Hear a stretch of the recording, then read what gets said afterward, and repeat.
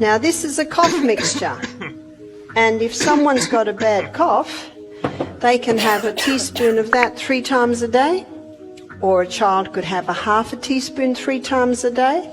So if your child's coughing very badly, give them a teaspoon of onion syrup. Now what I'm going to do now is make onion syrup. Now this is one of the best cough syrups that you can make. I've put a layer of chopped onion in a jar, and now I'm going to put approximately a teaspoon of honey. Now another layer of onion, another teaspoon of honey, and you see what I'm doing there? Now I'm putting another layer of onion. Now that honey's just sitting there with the onion, but in about an hour you'll see a syrup formed. And if someone's got a bad cough, they can have a teaspoon of that 3 times a day.